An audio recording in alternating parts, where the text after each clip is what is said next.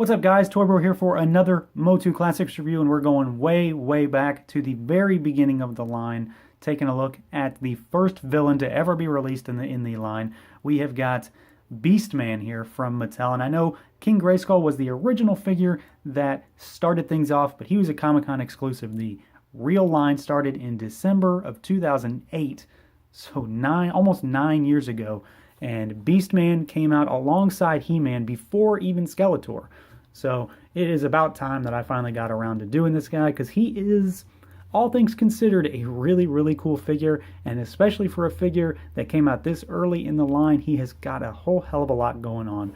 So let's dig into Beastman here. So we're going to go over like the normal stuff. We'll do articulation and paint and sculpt, but we're going to talk about kind of the figure itself to begin with, because this guy, like I said, was the original villain to be released in Motu Classics, and as such, he was, for a time anyway, pretty much 100% unique. I think the only thing that he shared with the He-Man figure is the crotch piece. Beyond that, there's no reuse of parts on this guy from the get-go anyway. He's since been reused for other characters, anybody that pretty much needs a furry body.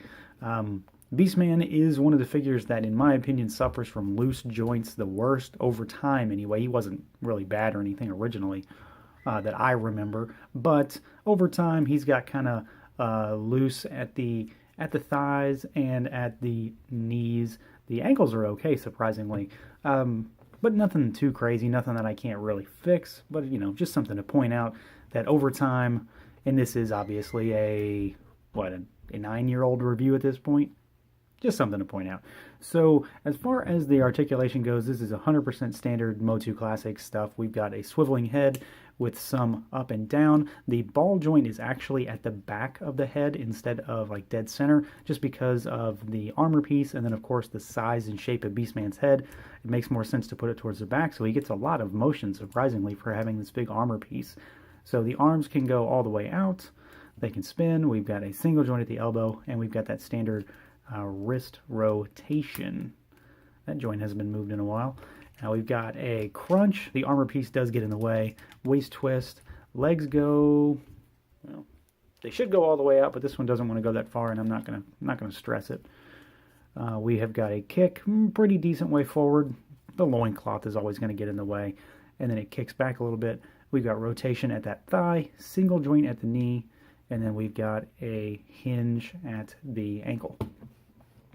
As far as sculpt goes, like I said, this guy was pretty much 100% new at the time.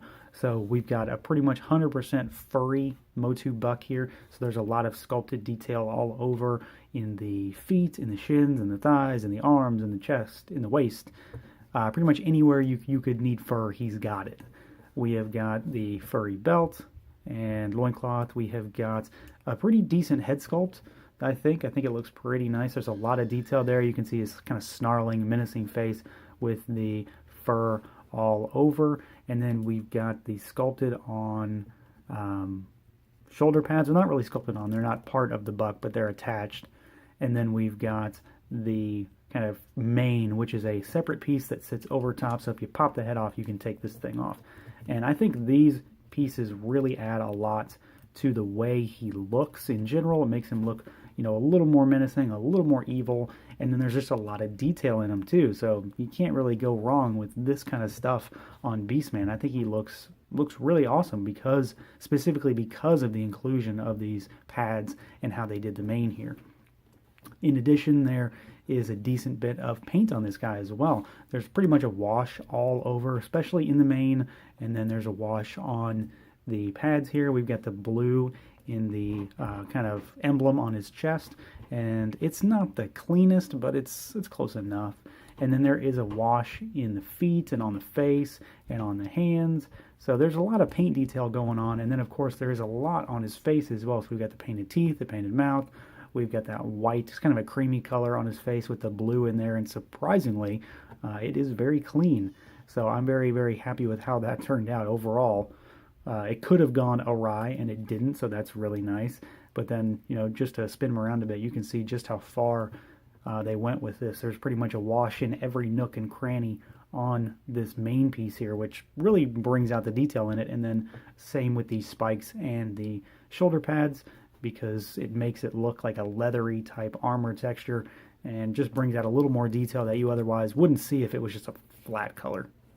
As far as his accessories goes, he's only got the one. He has the whip here, and he can only hold it in his left hand because his right hand is a style pose, non-gripping hand, but the left hand is a gripping hand, and it is just a molded piece of black plastic. There is zero paint on this thing. It's got kind of a braided texture going up till about the midpoint, and then it's just a flexible piece. It is bendy, so it'll form over time. It doesn't really, now anyway, it doesn't really respond too well. It's kind of set in its pose right now. But you can get it to do what you want if you give it enough time. Maybe heat it up if you really need to. And then, of course, it's got the handle with the guard over the hand for when he is actually holding it. So not a whole lot for him, but this is kind of a telltale Beastman type accessory, so you kind of have to have it. At the end of the day, Beastman is one of the quintessential evil masters in Motu, so you have to have him. I still think it's weird that he was before Skeletor in the line, but it doesn't really matter now. That was a long time ago. He is a solid figure. His joints haven't held up too well over time, but they're not horrific, and they're certainly not anything I can't handle. But other than that, he looks really, really cool. I like how they managed to make him look bigger and more menacing with that armor piece that sits over top of the buck, and then all the shading that they did. And just the general aesthetic of this guy is really, really cool, and he looks very vintage, but scaled up into the classic style. So an excellent piece, and his price on the aftermarket pretty much tells you just how much people want him, because he still goes for quite a bit. So that is going to do it for this look at the Motu Classics Beastman figure from Mattel. Feel free to like, comment, subscribe, and share, and until next time, everyone.